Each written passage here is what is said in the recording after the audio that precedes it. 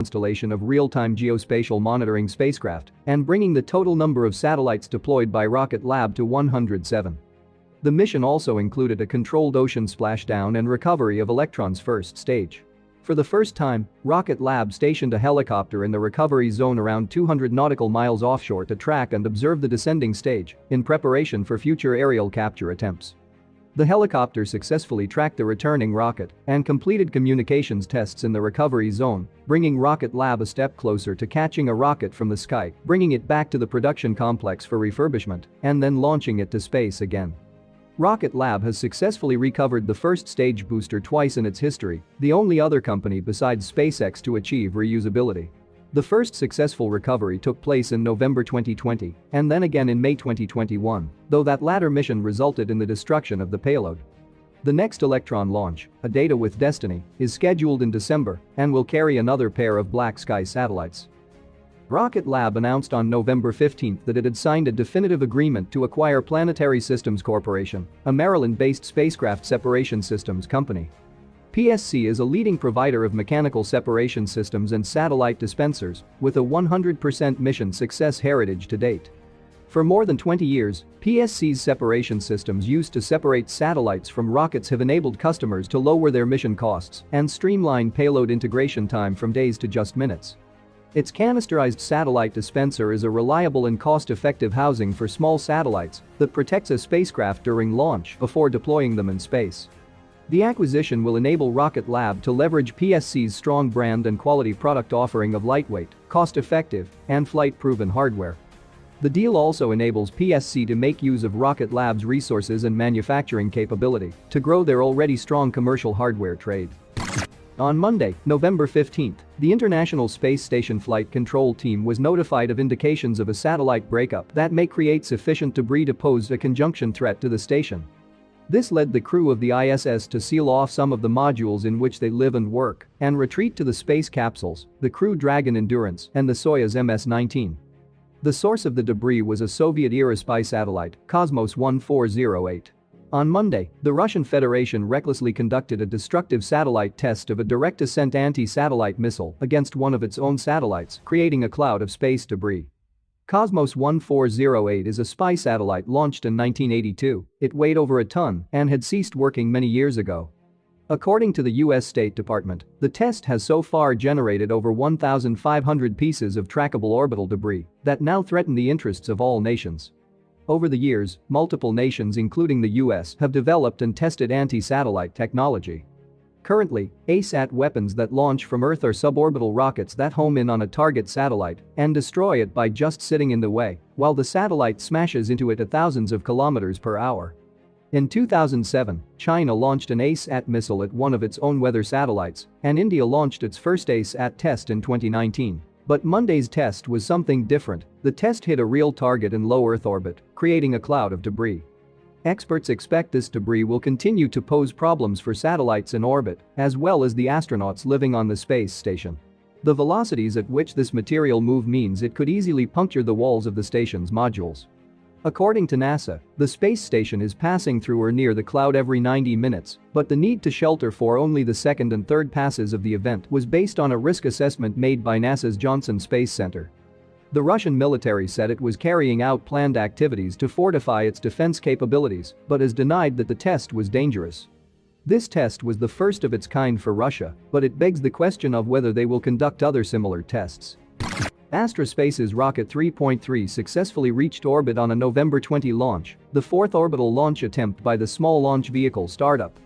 After a scrubbed launch attempt on Friday, the Rocket 3.3 vehicle, with the serial number LV0007, lifted off from Pacific Spaceport Complex in Alaska on Saturday. The flight went as planned, with the first stage firing for about 3 minutes.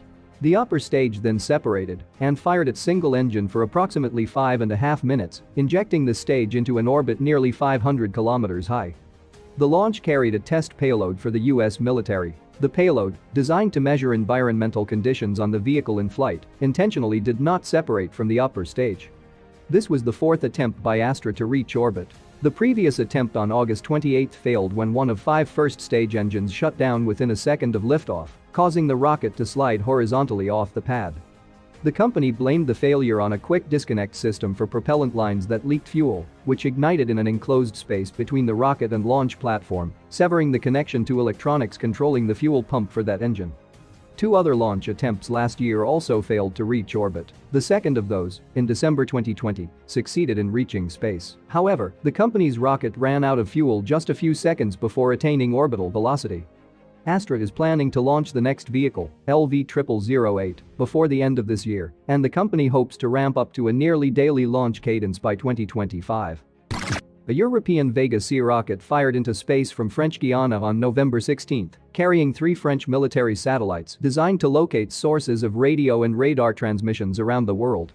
The rocket's final stage ignited 2 times to position the satellites into orbit, and the 3 satellites were deployed from a custom-designed dispenser nearly 57 minutes after launch.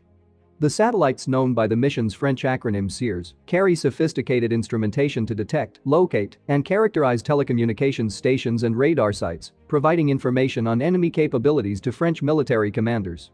The 3 identical CIRS satellites will fly in a triangle formation, with each spacecraft independently scanning for radio emissions coming from Earth.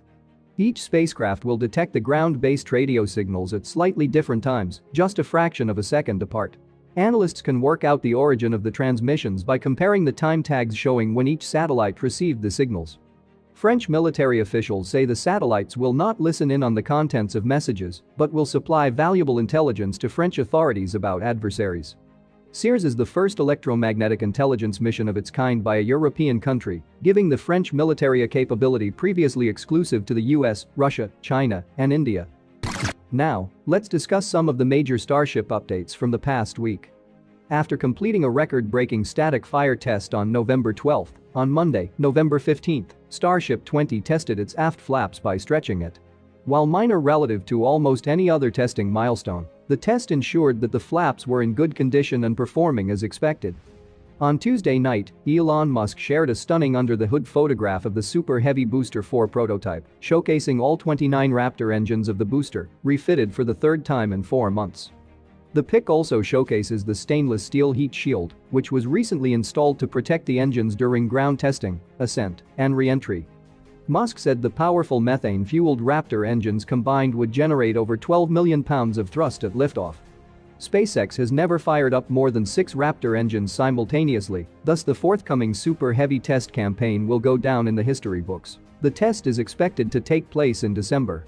In a follow-up tweet, Musk shared details about the Raptor version 2 engines.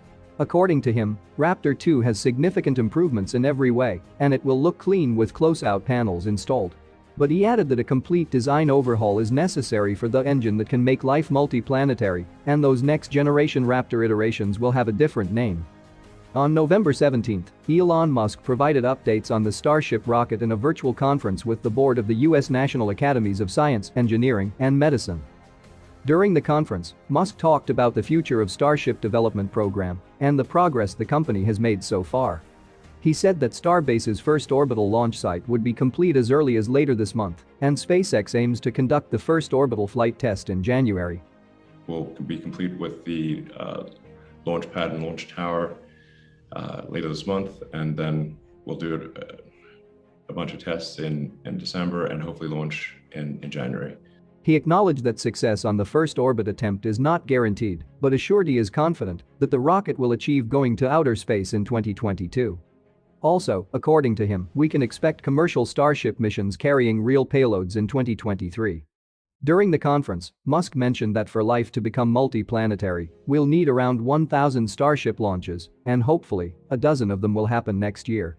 I think in order for life to become multiplanetary, we'll need maybe 1,000 ships or something like that. Hopefully a dozen launches next year. Musk said that Starship would conduct 2 or 3 uncrewed flights to Mars before a crewed flight. It would want to probably land 2 or 3, I think, before sending people. Musk also spoke about Starship's lunar missions during the conference. And I think people may know that NASA has selected Starship for the transport of astronauts to the lunar surface. So we look forward to doing that for NASA. And then I think, it really could be, it has the ability, because of the mass transport capabilities of transporting enough mass and people to the moon to actually have a permanently occupied, I think, base on the moon. The virtual conference came 2 days after the FAA announced that the Starbase environmental assessment would complete by December 31st. This is one of the reasons why Elon Musk is so confident that a Starship orbital flight will take place as early as January. Since it began in mid-June, the entire review procedure has taken about 6 months. SpaceX will only be able to seek for a Starship orbital flight license after the review is completed.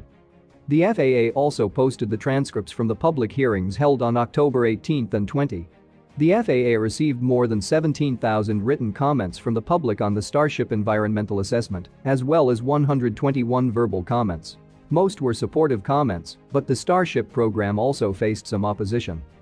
The Office of Inspector General of NASA recently completed an audit and issued a report on the Artemis program, which addressed the Starship multiple times since NASA intends to use it to put humans on the moon. According to the report, for the first few crewed Artemis missions, after refueling with a SpaceX depot Starship in Earth orbit, the Starship will dock with the Orion capsule directly in lunar orbit.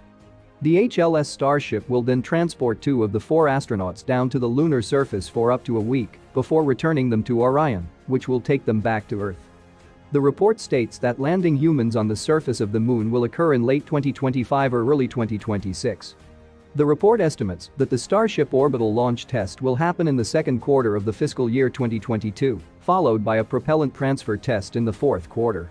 Also an uncrewed lunar landing in the first quarter of the fiscal year 2024, and the Starship HLS launch in the first quarter of the fiscal year 2025. The U.S. Court of Federal Claims released a redacted report detailing why it ruled against Blue Origin in its lawsuit against NASA over the Human Landing System contract award. The court said that the company does not have standing because it did not have a substantial chance of award, and even if it did have standing it would lose on merits. This opinion is the context of the judge's ruling in Blue Origin's lawsuit earlier this month. While the proposed milestone payments are redacted, the court notes that Blue Origin's lunar lander proposal asked for more than triple the $345 million that NASA said would be available for the fiscal year 2021, meaning the company asked for about $1 billion in the first year. The court dismissed Blue Origin's allegation that NASA waived flight readiness reviews for SpaceX on the grounds that Blue Origin could not have benefited from a similar waiver because the company had not proposed any supporting spacecraft.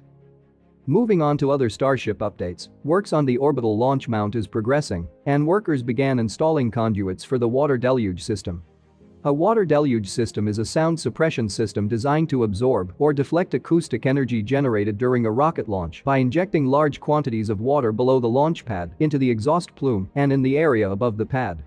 Workers also began removing the launch tower scaffolding so that the booster catching arm could move up and down along the rails.